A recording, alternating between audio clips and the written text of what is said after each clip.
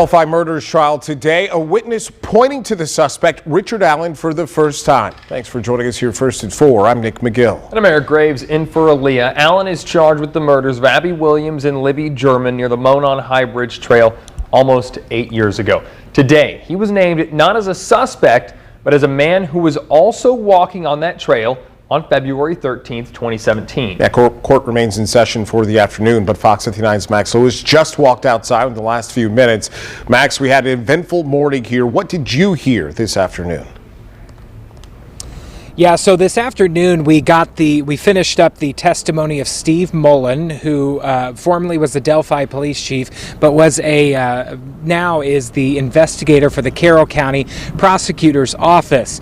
He is important. He's testified, actually, this is his third time taking the stand. He testified about getting the tip originally. We'll get to that in just a second, but getting the tip that Richard Allen came forward to police and said he was on the bridge that day sometime between 1:30 and 3:30. Then he talked about going to Richard Allen's home, speaking with him, and then interviewing Richard Allen for the first time.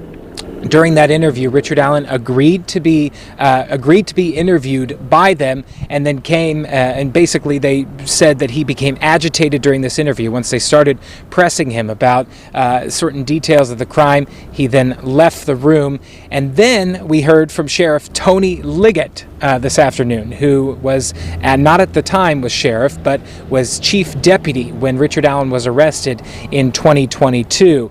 Some of the big testimonies from that really came on the search warrant, because he wrote the search warrant that they eventually got them into Richard Allen's home, where they found the gun that they say they have tied to the bullet. I will say some of the big things from that, though, is that during cross-examination, they asked Tony Liggett, there is no DNA evidence connecting him to the crime scene. Tony Liggett answered, none. They then said there was a lot of digital evidence collected in this case, and there is no evidence that connects Allen to the scene, right? And he said, yes. And then he said that was interesting, because he said he was on the phone at the time. He described himself being on the trail at the phone. That was sort of the big highlight from today. Excuse me while I look through my notes here. And then they were also talking about just the facts of how he got that search warrant, because you might remember in that search warrant were descriptions of a quote-unquote bridge guy from eyewitnesses, which we have reviewed in the past couple of days. We've heard testimony from all those eyewitnesses and some of the inconsistencies in their statements. This morning, though, we heard from Kathy Shank, who was the woman who basically started this entire thing, because she was employed as a secretary at the Unified Command, the task force that was set up to investigate the Delphi murders.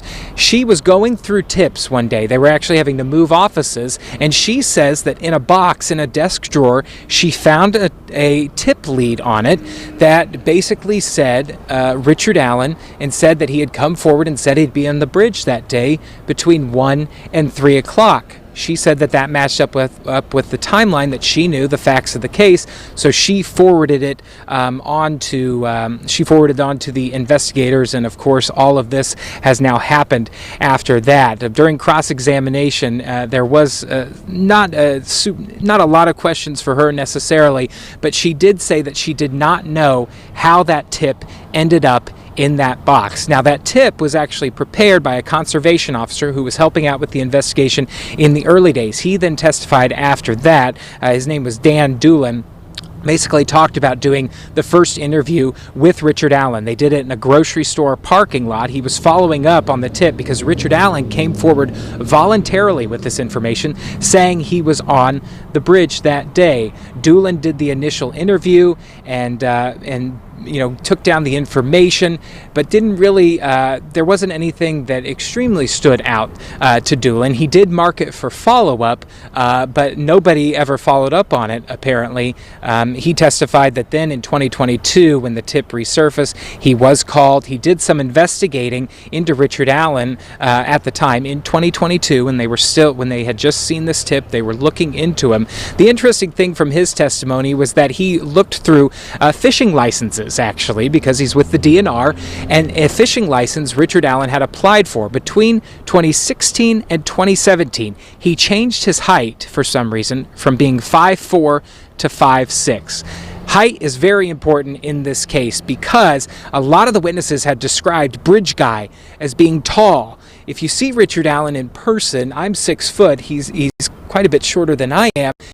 He is much shorter. So the defense is trying to point out just overall inconsistencies in eyewitness statements of Bridge Guy and how Richard Allen looks like.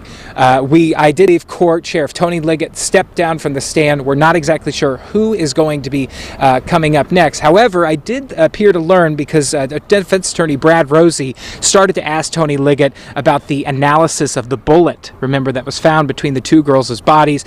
Prosecutor McClellan objected. Brad Rosie said, yeah, you're right, we'll get to that tomorrow, which leads us to believe that the examiner who examined that bullet for the Indiana State Police could possibly testify tomorrow. That is going to be a huge testimony, as really was today. Sheriff Tony Liggett, we spent couple hours actually on his testimony. But we should be getting another update here within the next couple hours once court ends, and we'll bring that to you as soon as we get it, guys. Thank you very much, Max. No DNA, no digital evidence linking Richard Allen to the scene from the current sheriff. That's what he told in court today. Max reported a lot of notes there. Thank you very much, Max. Also today, we learned that